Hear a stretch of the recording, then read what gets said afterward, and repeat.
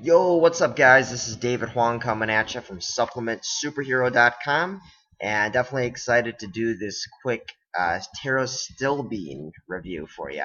So Pterostilbene, actually, I had never even heard of it up until I recently reviewed NuCube.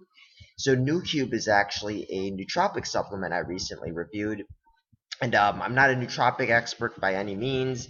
So nootropics are brain supplements if you're not familiar with nootropics.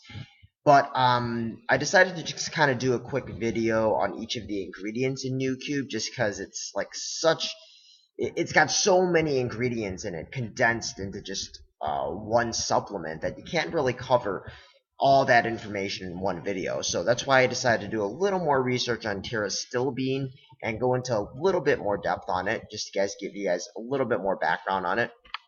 So pterostilbene, it's a compound that's found commonly in plants. I shouldn't say commonly in plants, but it's found naturally in plants. So definitely nothing like crazy synthetic about it. But they say that it's related to the more well-known compound called resveratrol. Okay, so a lot of people have commonly heard of resveratrol, but they haven't heard as much about pterostilbene. And they essentially say, based on some of the research that's been conducted, that pterostilbene is the more effective version of resveratrol. So definitely very interesting. They say that it's more better absorbed by the body, and it's especially when taken orally, and that it's a more powerful antioxidant. Now, there's a lot more research that still needed to be conducted. It's not nearly as researched as thoroughly as resveratrol, but essentially the evidence and the research does look really positive. And they say that it's essentially a good potential aid to cognitive decline, meaning it helps boost essentially your brain power, which is awesome. And just some of the things that it's found naturally in include almonds, vaccinium berries, grape leaves, grapevines, blueberries. So that's a big one.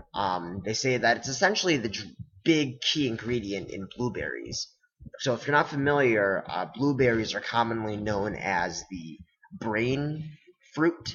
So they say that if you eat blueberries in the morning or you eat blueberries every now and then, it helps with your brain power, which, it's very interesting stuff.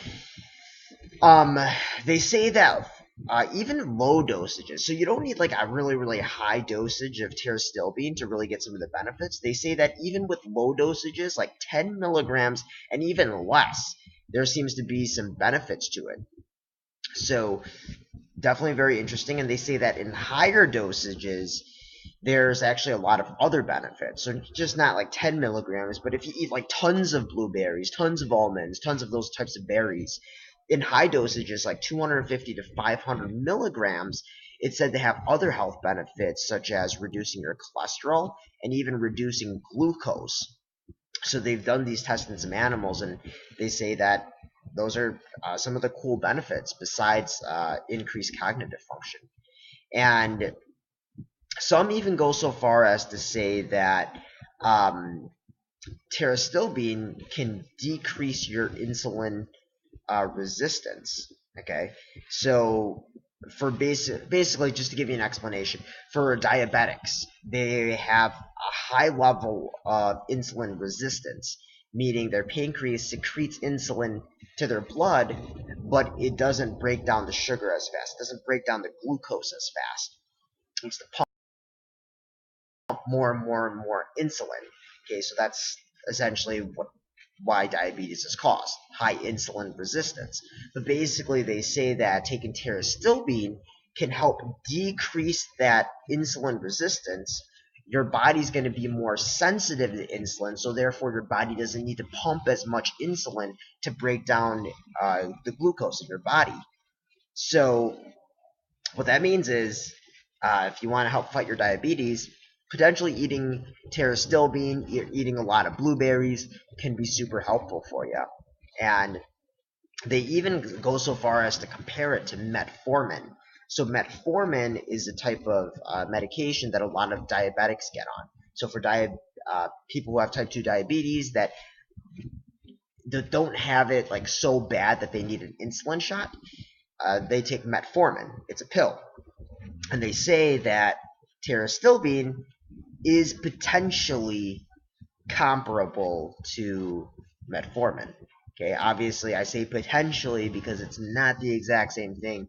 You can never really compare a supplement or a nutrient to a drug.